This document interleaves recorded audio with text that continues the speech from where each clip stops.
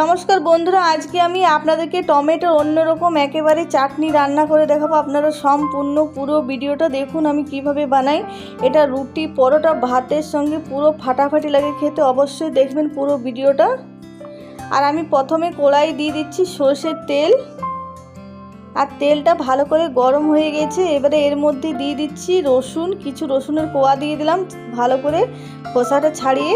এবারে দিয়ে দিলাম এর মধ্যে পেঁয়াজ কুচি, আর তার সাইডেই আমি দিয়ে দিচ্ছি টমেটো। আর টমেটোটা দুভাগে কেটে নিয়েছি।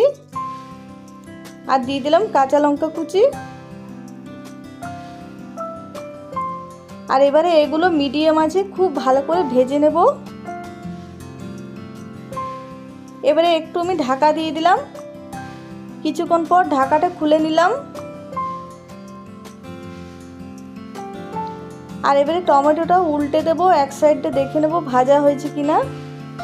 আর দেখুন এক সাইডটা ভাজা হয়ে গেছে, সবটা এইভাবে উল্টে দেব। আবার ঢাকা দিয়ে দিলাম।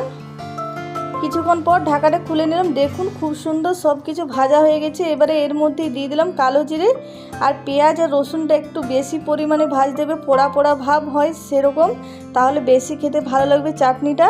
আর এবারে এর মধ্যে দিয়ে দিলাম কিছু মটরশুঁটি। আর এবারে টমেটোটা খুব ভালো করে ম্যাশ করে নেব, সব কিছুই ভালো করে ম্যাশ করে নেব। আর এবারে এর মধ্যে দিয়ে দিচ্ছি পরিমাণ মতো নুন, আর দিয়ে দিচ্ছি একটু হলুদ গুঁড়ো, আর দিয়ে দেবো একটু চিনি। আর এবারে খুব ভালো করে মিশিয়ে নেব।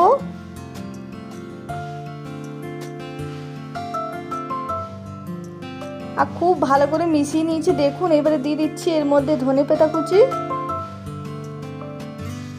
আর ভালো করে এবারে মিশিয়ে নামিয়ে নেব। আর আজকের ভিডিওটা পছন্দ হলে প্লিজ লাইক, শেয়ার, কমেন্ট করবেন। যারা নতুন দেখছেন তারা অবশ্যই আমার চ্যানেলটা সাবস্ক্রাইব করবেন।